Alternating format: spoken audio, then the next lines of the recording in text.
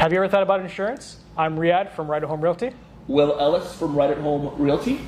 Brian Westlaken from B.WEST Insurance. Pleasure to have you here today. Thanks for having me. Thank you there, Brian. Question number 1. Describe your business and what makes you stand out. Well, it's interesting you asked that question because my business, obviously I do insurance, I sell insurance, it's life, disability, critical illness, and all these encompassing things.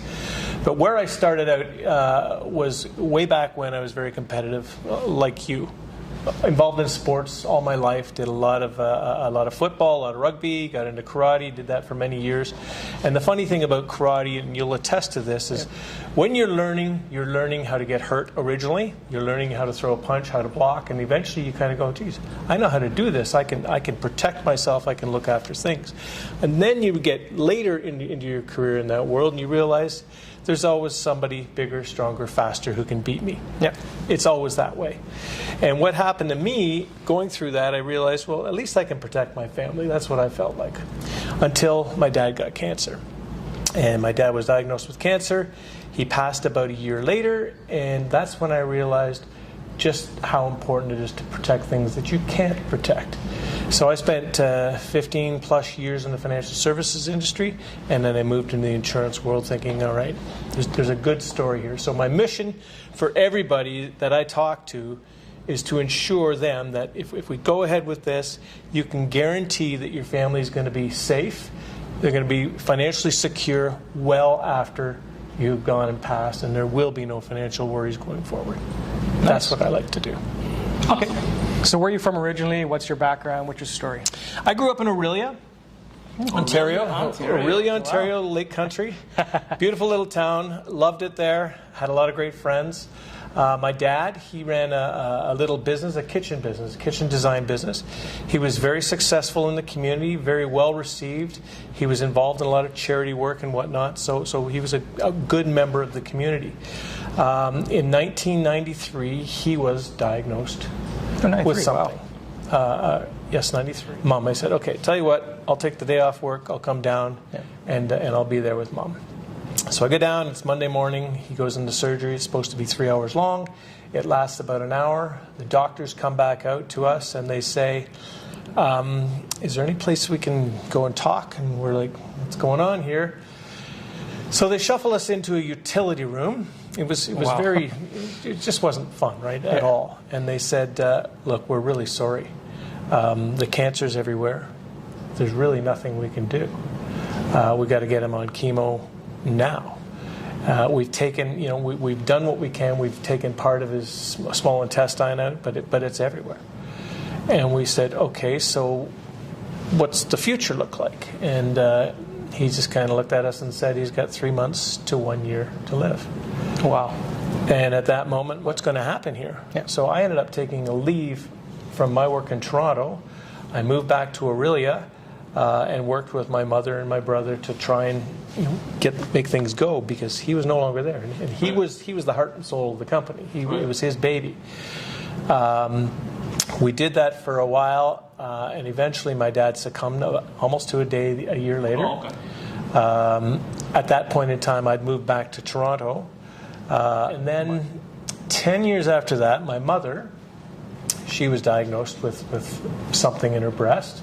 So she went in and she had a lumpectomy. And they put her on chemo. A year later, came back. Now she had a mastectomy, chemo again. 2 years after that, the other breast. Wow. Mastectomy. The only good thing that came out of both of these things was both my parents had disability insurance during these time frames. So it provided income to keep the business going, to keep their expenses paid while they were going through all of this. It's less than what you get normally if you're earning an income, but it fends off the wolves essentially. So for both of them, I was very grateful that they did that. It made me completely aware of how important these things are. And everybody I know, whoever's claimed, says, I wish I had more, I wish I had more. That's all I have to say. What motivates you every day? I mean, I think I know what it is, but remind everyone.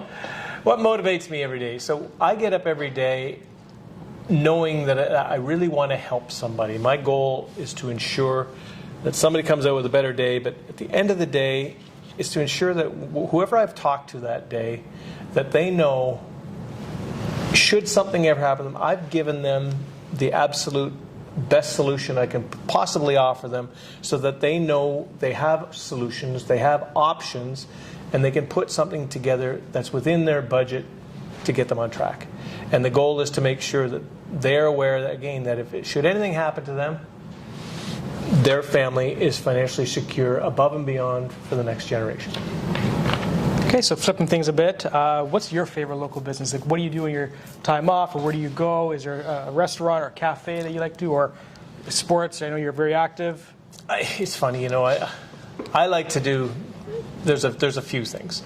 I love to go to concerts. Okay. For me, that's a lot of fun. So often I'll go to small concerts at small venues, and I prefer the small venues because often you get fantastic artists, and now you're close and you get this intimate performance. Danforth Music Hall downtown. Wow. I love going to that place for the same reason you guys love these types of things. Yeah. There's another business that I work with fairly closely, and it's completely unrelated. It's business. It's a relationship thing, kind of like you guys are, where we refer one another, and that's Sukhu Law. Yeah. Yeah. Madaran. Yeah. Sukhu. I've introduced him to a number of people. I know he works with you guys in the real estate world. Yeah, Madaran's amazing. From the wills and that perspective, he's phenomenal. Yes, I trust him. I met him once, the first time I met him, I should say.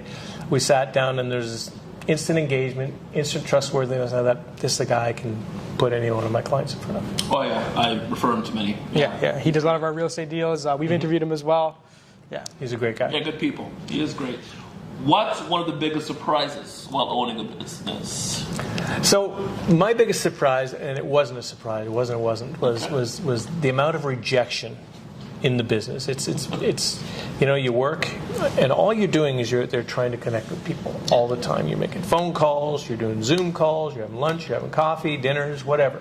But you're always talking, and you don't want to be salesy about anything. That's not what this is about. That's the hardest thing in all our industries, right? It's very hard, right? So it's more about gathering information and understanding what makes people tick, and relatability, and when you discover those things, eventually, and it's typically not in the first conversation, eventually you get to, geez, this is bothering me, or that's bothering me, I have concerns about this, I have concerns about that, and that's when you start talking about estate planning, financial planning. It could be tax planning related. Right. Point to that is, this is where it gets in, and so the hardest part though was to not be ghosted. Like you go and you do a plan for somebody, you've met them a couple times, all of a sudden you don't hear a word back. And I think what the surprise to me, that wasn't a surprise. It was to a bit, but not really. I get it. No, most people don't want to talk about things like insurance because it's a negative persona in their mind. Having said that, where things went, where I learned a lot about it was in working with a young couple who had good incomes. I met with them once. We went through the needs assessment. They needed a certain amount of insurance, and it wasn't going to cost them a lot. It was going to be about $100 a month for them to get a lot, to ensure that their mortgage is paid off, and ensure that should something happen, the kids are going to be taken care of. And they were humming and hawing, saying, no. I said, look, think about it. For $100 a month, it's a drop in the bucket for you guys. And quite frankly, do you know anybody that's ever passed early? And they both did. I said, give that some consideration. What was their family like? What happened to their family after that? And they said, okay, for $100, let's do it. Fine. 2 years later, I get a call. The husband's got cancer. He lasted half a year. So the biggest surprise to me, and this is really what instilled my faith in this business, was I went over there, I delivered this big check, and the wife was so grateful, and you could feel the emotion pouring out. She's saying, you know what, when we met you, we really didn't want to do this. It wasn't, we thought. Don't you find that crazy? People go up to dinner. It's $100 to go up to dinner for one night. Easily, yes. And people fight. It's funny because I've had brothers. I'm like, dude, you need to get insurance. Like, it's $50. That's a bottle of booze or whatever. Right. People need to realize that it is expensive, but the value it provides and this peace of mind, like you're saying, so important. Yeah, well, again, when she came back to me, she said that, and she says, the only thing I can say now is you should have given us more. and you know, I get that. People don't get that unless you're in the industry and you see that and you experience it and you kind of go, wow. So that instilled in me that, you know what, people have to know this, and I've got to be a little harder on that, letting them or making them think about the realities of what can happen. No, but that's a good story to tell to people who are, you know, thinking about it, right? Absolutely. Wow. Good story. Short books. Yeah, that's a really good story because honestly, because catches around everyone. People are getting sick all the time, and not to have adequate coverage and insurance to support yourself and your family is, in my opinion, foolish. So, no, I agree. And but you know, people are going to do what they're going to do, and I can't say you're going to pay me. It doesn't work that way at all. The reality is they're going to do. All I can do is provide them with options. Get a budget from them and say, what are you comfortable with? Right. And at least we can get started on it. Yeah. And you finish it. Go ahead. Well, Brian, thank you for coming. We appreciate your insight and advice. Yeah, thank you. Pleasure to have you. It's been a pleasure. Yeah. You guys are always great to talk to. Perfect. All right. Thank you so much. Thank you. All right. Awesome. Let me just stop.